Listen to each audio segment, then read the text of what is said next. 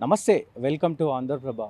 So హెచ్సియుకి సంబంధించినటువంటి భూములు ఈ 400 ఎకరాలు ఏదైతే ఉందో అది ప్రభుత్వంగా లేకపోతే సెంట్రల్ యూనివర్సిటీకి సంబంధించిన భూమి అనేది పెద్ద ఎత్తున ప్రచారం జరుగుతుంది. సో అది ప్రభుత్వంగా లేకపోతే హెచ్సియుకి సంబంధించిన భూమి అనేది పెద్ద ఎత్తున చర్చనీయాంశమైంది తెలుగు రాష్ట్రాల్లో, తెలంగాణ రాష్ట్రంలో. సో ప్రభుత్వం ఒకవైపు ఈ 400 ఎకరాలు మాదే అంటూ కూడా చెప్తా ఉంది. సో ఒకవైపు హెచ్సియు విద్యార్థులు మాత్రం ఇక్కడ పెద్ద ఎత్తున ధర్నాలు చేసినటువంటి పరిస్థితి అయితే నెలకొంది. ధర్నాలు, ప్రొటెస్టులు చేశారు. సో దీంట్లో సుప్రీంకోర్టు, హైకోర్టు కలగజేసుకొని స్టే కూడా ఇచ్చింది. ఇక్కడ ఎలాంటి ఘటనలు జరగొద్దు, సో చెట్లను నరకేయొద్దంటూ కూడా సుప్రీంకోర్టు స్టే ఇచ్చినటువంటి పరిస్థితి ఉంది. సో ఇదే విషయం, ఇదే అసలు దీనికి సంబంధించింది. అసలు ఈ భూమి ఎక్కడిది, ఈ భూమికి సంబంధించి ఈ 400 ఎకరాలకు సంబంధించి కావచ్చు, అసలు ఈ సెంట్రల్ యూనివర్సిటీకి సంబంధించి కావచ్చు, మొత్తం అసలు ఈ భూమి, ఈ ల్యాండ్కి సంబంధించి అసలు ఎన్ని ఎకరాలు ఇది, అసలు ఎందుకు ఈ యూనివర్సిటీకి భూములు ఇవ్వాల్సి వచ్చింది అనేది ఈ స్టోరీలో చూద్దాం.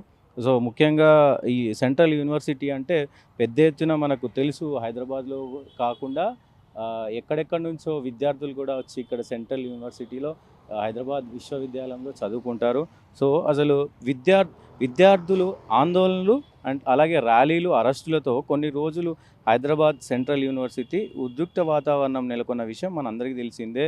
సో ఈ ఉద్రిక్త వాతావరణానికి కారణం సర్వే నెంబర్ 25లో 400 ఎకరాల భూమిని ఐటీ కంపెనీలకు విక్రయించేందుకు రాష్ట్ర ప్రభుత్వం అనుమతించడమే. సో ఒకవైపు యూనివర్సిటీకి చెందిన భూములను రాష్ట్ర ప్రభుత్వం వేలం వేసేందుకు ప్రయత్నిస్తోందని విద్యార్థులు చెప్తుండగా, మరోవైపు ఆ భూములు రాష్ట్ర ప్రభుత్వానికి సంబంధించి అంటుంది. సో అటు విద్యార్థులైతే ఇది యూనివర్సిటీకి సంబంధించిన భూములు అని చెప్పేసి విద్యార్థులు అంటూ ఉన్నారు. ఇటు రాష్ట్ర ప్రభుత్వం ఏమో రాష్ట్ర ప్రభుత్వానికి సంబంధించిన భూములు అని చెప్తా ఉన్నారు. ఈ నేపథ్యంలో ఈ వివాదం ఎందుకు మొదలైంది, ఆ భూములు యూనివర్సిటీవా లేక ప్రభుత్వం ఏం చెబుతోంది, ఈ వీడియోలో మనం మొత్తం ఫుల్ డీటెయిల్స్ తీసుకుందాం. సో దాదాపు 50 ఏళ్ల కిందట, అంటే 1975లో గచ్చిబౌలి ప్రాంతంలో హైదరాబాద్ సెంట్రల్ యూనివర్సిటీ, ఈ సెంట్రల్ యూనివర్సిటీకి సంబంధించి 2324 ఎకరాల భూమిని అప్పటి రాష్ట్ర ప్రభుత్వం కేటాయించింది. అప్పట్లో హ్యాబిట్స్లో గోల్డెన్ థ్రఫోర్డ్స్లో భవనంలో ఈ సెంట్రల్ యూనివర్సిటీకి సంబంధించిన ఏదైతే తరగతులు ఉంటాయో, ఏవైతే క్లాసులు ఉంటాయో అంతకుముందు అక్కడ జరిగేవి. ఆ తర్వాత గచ్చిబౌలికి తరలించారు. అప్పటి నుంచి ఇక్కడే కొనసాగుతుంది. అయితే ఈ భూముల గురించి వివాదం 21 ఏళ్ళు కిందటే ఈ భూమికి సంబంధించిన వివాదం మొదలైంది. సో అది ఎందుకు అనంటే 2003లో అప్పటి రాష్ట్ర ప్రభుత్వం, అప్పుడు ఏదైతే చంద్రబాబు నాయుడు గారు ఉన్నారో ఉమ్మడి రాష్ట్రంలో, సో గచ్చిబౌలికి సంబంధించిన సర్వే నెంబర్ 25లో 400 ఎకరాల భూమిని ఐఎంజీ అకాడమీ భారత్ ఒక ప్రైవేట్ కంపెనీకి కేటాయించారు. సో ఈ కేటాయించడానికి గల కారణాలు ఏంటంటే, ఇక్కడ అంటే క్రికెట్కి సంబంధించి కావచ్చు, అంటే ప్లే గ్రౌండ్, అంటే ఏదైతే ఈ క్రీడలు ఉంటాయో క్రీడలకు సంబంధించి పెద్ద ఎత్తున డెవలప్మెంట్ చేయాలి అని చెప్పేసి అప్పటి ప్రభుత్వం ఇచ్చింది. అప్పట్లో ఐఎంజీ అకాడమీ కంపెనీకి ప్రభుత్వం మొత్తం 850 ఎకరాలు కేటాయించగా, అందులో 400 ఎకరాలను సెంట్రల్ యూనివర్సిటీ భూముల నుంచి తీసుకొని ఇచ్చింది. స్పోర్ట్స్ డెవలప్మెంట్ దీన్ని వినియోగించాలనేది లక్ష్యంగా ఉండే, అంటే స్పోర్ట్స్కి సంబంధించిన గ్రౌండ్స్ కావచ్చు, ప్లే గ్రౌండ్స్, అన్ని స్పోర్ట్స్కి సంబంధించిన ప్రతి ఒక్క ఆటకు సంబంధించి దాన్ని డెవలప్ చేయాలని చెప్పేసి ఆ కంపెనీకి ఇచ్చారు. కానీ గడువు అయితే దానికి కొంత సమయం ఇచ్చారు. 1 ఇయర్లో దీనికి సంబంధించిన అన్నీ కూడా చేయాలని చెప్పి ఆ కంపెనీకి ఇచ్చారు. గడువులోపు ఐఎంజీ అకాడమీ పనులు ప్రారంభించకపోవడంతో మళ్ళీ అప్పుడు చంద్రబాబు నాయుడు గారు తర్వాత వైఎస్ రాజశేఖర రెడ్డి గారి ప్రభుత్వం వచ్చింది. 2006లో అప్పటి ప్రభుత్వ భూముల కేటాయింపు రద్దు చేసింది. రాజశేఖర రెడ్డి గారు తిరిగి మళ్ళీ ఆ భూములని వెనక్కి తీసుకున్నారు. సో దీనిపై అదే ఏడాది ఐఎంజీ అకాడమీ హైకోర్టులో పిటిషన్ వేసింది. సో మేము పనులు అయితే ఇది చంద్రబాబు నాయుడు గారు ఫస్ట్ ఈ ఐఎంజీ సంస్థకి ఇచ్చారు డెవలప్మెంట్ కోసం. సో 1-2 ఇయర్స్ అయ్యింది. సో ఈ మధ్యలో వాళ్ళు ఎలాంటి పనులు చేయలేదంటూ మళ్ళీ వైఎస్ రాజశేఖర రెడ్డి గారు వెనక్కి తీసుకున్నారు. సో మేము ఇక్కడ కంపెనీ ఏం చెప్తుంది అని అంటే, సో మేము పనులు స్టార్ట్ చేసాము. కొంచెం డబ్బులు ఖర్చు చేశాం కాబట్టి ఆ భూమి మాకు వర్తిస్తుందని చెప్పి వాళ్ళు హైకోర్టులో పిటిషన్ వేశారు. భూముల కేటాయింపు రద్దుపై సుదీర్ఘ కాలంలో ప్రభుత్వ వాదనలు వినబడినాయి. అటు ప్రభుత్వం ఇటు వాదనలు చేసింది హైకోర్టులో. అటు ఆ కంపెనీ ఏదైతే ఐఎంజీ సంస్థ ఉందో ఆ వాదనలు నడిచినాయి.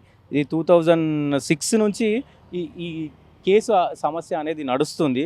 సో ఈ నేపథ్యంలోనే మొన్న కాంగ్రెస్ ప్రభుత్వం వచ్చిన తర్వాత సుదీర్ఘ ఈ స్టే తర్వాత ప్రభుత్వం తీసుకున్న నిర్ణయాన్ని సమర్థిస్తూ 2024 మార్చిలో హైకోర్టు తీర్పిచ్చింది. ఈ ప్రతిపాదనలకు స్పందిస్తూ కాంగ్రెస్ ప్రభుత్వం ఆ 400 ఎకరాల భూమి యొక్క హక్కులను టీజీఐఐసికి బదలాయిస్తూ 2024 జూన్ 4న ఉత్తర్వులు జారీ చేశారు. అందులో భాగంగానే ఇక్కడ ఉన్న చెట్లను చదును చేస్తుంటే అది సెంట్రల్ యూనివర్సిటీ భూములని ఉద్రిక్తత మొదలైంది. సో వీళ్ళు ఏదైతే డెవలప్మెంట్ ఐటీకి సంబంధించి కావచ్చు, అంటే రాష్ట్రంలో ఎక్కువ డెవలప్మెంట్ చేయాలనే ఉద్దేశంతో ప్రభుత్వం ఒకవైపు ముందడుగు తీసుకుంది హైకోర్టు ఇచ్చిన ఉత్తర్వులతో. సో ప్రభుత్వానికి చెందిన భూమి కాబట్టి సో ప్రభుత్వం డెవలప్ చేద్దామని ముందడుగేసింది. దీంతో ఇది సెంట్రల్ యూనివర్సిటీకి సంబంధించిన భూములు. సో ఈ భూముల్లో మీరు ఎలాంటి డెవలప్మెంట్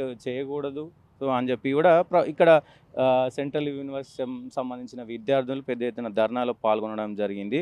సో అందులో భాగంగానే ఈ చెట్లను చదును చేస్తుంటే పెద్ద ఎత్తున వీళ్ళు ఉద్యమం అయితే చేశారు. యూనివర్సిటీ అధికారుల ప్రకారం 2003లో ఐఎంజీ అకాడమీ, రాష్ట్ర ప్రభుత్వం, హెచ్సియు మధ్య త్రైపాక్షిక ఒప్పందం జరిగింది. ఒప్పందం ప్రకారం పనులు చేయకపోతే తిరిగి ఆ భూమిని యూనివర్సిటీ ఆధీనంలోకి భూములు వస్తాయని అంటున్నారు. సో 2006లో రాష్ట్ర ప్రభుత్వం ఐఎంజీ అకాడమీ హైకోర్టు వెళ్ళింది. ఆ సమయంలో భూముల కోసం యూనివర్సిటీ ఇంప్లీడ్ కాలేదు. సో దానివల్ల భూములు ప్రభుత్వానివేనని అంటోంది. విమర్శలు కూడా వినిపిస్తుంది. మరోవైపు తెలంగాణ ప్రభుత్వం, యూనివర్సిటీ అధికారులే ఆ 400 ఎకరాలు తమ భూములు కావని చెప్తున్నారని కూడా ప్రభుత్వం చెప్తుంది. సో ఈ భూములకు సంబంధించి కోర్టులో కేసు నడుస్తున్నప్పుడు ఏనాడు కూడా హెచ్సియు ఇంప్లీడ్ కాలేదు. ఇప్పుడు సుప్రీంకోర్టు తీర్పుకు అనుగుణంగా ఆ ప్రభుత్వ భూములు వేలం వేస్తుంటే విద్యార్థులు, యూనివర్సిటీకి సంబంధించిన వాళ్ళు ఆ అభ్యంతరాలు ఎందుకు వ్యక్తం చేస్తున్నారు అనేది ప్రభుత్వం వాదిస్తోంది. ఈ భూములు యూనివర్సిటీని ఆనుకొని ఉండటం వల్ల అవి యూనివర్సిటీ భూములని విద్యార్థులు భావిస్తున్నారని ప్రభుత్వం చెప్తోంది. మొత్తానికి ఈ వివాదం రాజకీయంగా రంగు పులుముకుంటోంది. ఉద్రిక్తలు ఎక్కువ అవుతున్నాయి. మరి ఈ భూముల విషయంలో ఒకవైపు విద్యార్థులు, మరోవైపు రాజకీయ పార్టీలు తమ పోరాటాన్ని ఉధృతం చేస్తున్న ఈ క్రమంలో ప్రభుత్వం ఏం చెప్తుంది, అసలు ప్రభుత్వం వాదనలు ఏముండబోతున్నాయి అనేది కూడా పెద్ద ఎత్తున చర్చనీయాంశమైంది. మొత్తానికి ఈ కంచె గచ్చిబౌలికి సంబంధించిన వ్యవహారంపై ఒకవైపు సుప్రీంకోర్టు కూడా ఇప్పటివరకైతే స్టే ఇచ్చింది. ఇక్కడ ఎలాంటి పనులు జరగకూడదు. సో ఎలాంటి అంటే గవర్నమెంట్కి సంబంధించిన ఎలాంటి వర్క్ కూడా చేయకూడదు అని చెప్పి డైరెక్ట్ సుప్రీంకోర్టు స్టే ఇచ్చింది. దాంట్లో సిఎస్కు డైరెక్ట్గా అటాచ్ చేశారు. ఏ బాధ్యతలైనా మీరు ఏదైనా ఏం జరిగినా యూనివర్సిటీకి సంబంధించిన పనులు ఎక్కడ ఏదైనా దాంట్లో అవకతవకలు జరిగితే డైరెక్ట్గా మీకే మేము పిటిషన్ వేయాల్సి వస్తుందని చెప్పి కూడా సుప్రీంకోర్టు హెచ్చరించినట్టు తెలుస్తూ ఉంది. దీనికి సంబంధించి ఇప్పటికే అధికారులతో ఇక్కడ తెలంగాణ ప్రభుత్వం దీనికి సంబంధించి ఇప్పటికే సిఎస్తో పాటు అటవీశాఖ, రెవెన్యూ అధికారులతో బట్టి విక్రమార్క, అలాగే శ్రీధర్ బాబు గారు, పొంగులేటి ఇట్లా మంత్రులు ఒక 4 మంత్రులతో కలిసిన ఒక కమిటీని అయితే ఏర్పాటు చేశారు. సో దీన్ని మళ్ళీ సుప్రీంకోర్టు ఈ నెల 16కు నివేదిక అంటే ఈ నెల 16 లోపు సిఎస్కు చెప్పింది. ఈ నెల 16 లోపు సిఎస్ను 16 లోపే సుప్రీంకోర్టుకు నివేదిక ఇవ్వాలని చెప్పి సిఎస్ను కోరింది. ఈ సిఎస్తో పాటు వీళ్ళందరూ ఏదైతే మంత్రుల బృందం ఉందో యూనివర్సిటీకి సంబంధించిన వాళ్ళు కూడా ఉన్నారు కాబట్టి మొత్తం దీనికి ఈ భూ వివాదంపై పెద్ద ఎత్తున మొత్తం చర్చించి అసలు ఈ మొత్తం నివేదిక కూడా ఇవ్వాలని చెప్పి సుప్రీంకోర్టు కోరింది. సో ఇది మొత్తానికి ఇక్కడ ఉన్నటువంటి పరిస్థితి.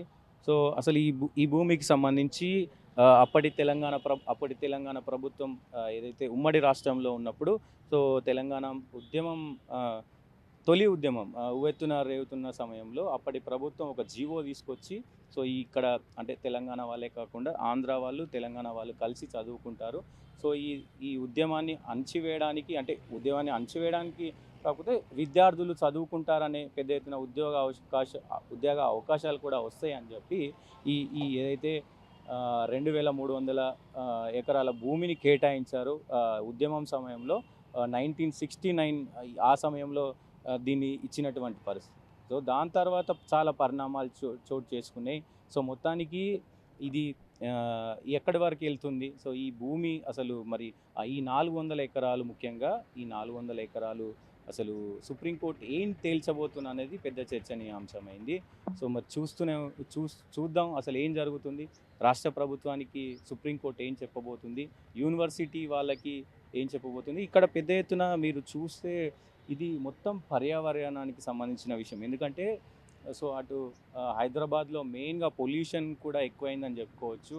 సో మామూలుగా పొల్యూషన్ రేట్ 100 ఉంటేనే మనం డేంజర్ జోన్. కానీ హైదరాబాద్‌లో ప్రస్తుతం పొల్యూషన్ సిట్యుయేషన్స్ 170 దాకా వచ్చింది. అయినా మనం ఇంకా జీవనం కొనసాగిస్తా ఉన్నామంటే అక్కడ ఉన్నటువంటి 170 ఎకరాల కేబీఆర్ పార్క్ కావచ్చు, ఇక్కడ ఉన్నటువంటి ఈ పెద్ద ఎత్తున 2000 చిల్లర అంటే దీని వెనక కూడా మొత్తం కూడా అడవి లాంటి పరిస్థితి. అడవికి సంబంధించి అడవి మీన్స్ యూనివర్సిటీ భూములే. ఈ యూనివర్సిటీకి సంబంధించి 2320 ఎకరాలను సో ఈ మొత్తం చెట్లతో కూడుకొని ఉంటుంది కాబట్టి మనం నిజంగా హైదరాబాద్ ప్రజలు కావచ్చు, హైదరాబాద్లో ఉన్నటువంటి జీవరాశులు కావచ్చు బతుకుతున్నాయి, ఆక్సిజన్ వస్తుంది అని అంటే ముఖ్యంగా ఈ కేబీఆర్ పార్క్, ఈ సెంట్రల్ యూనివర్సిటీ యొక్క భూములు అని చెప్పొచ్చు. ఇక్కడ మొత్తం అడవి ఉంటుంది కాబట్టి ఈ గాలి ద్వారానే మనం బ్రతుకుతున్నామని కూడా పెద్ద ఎత్తున చెప్పుకోవచ్చు. సో ఇది పరిస్థితి ఇప్పటివరకున్న అప్డేట్స్. మరి సుప్రీంకోర్టు ఏం తీర్పిస్తుందో చూద్దాం. సో మరిన్ని అప్డేట్స్ కోసం చూస్తూనే ఉండండి ఆంధ్రప్రభ.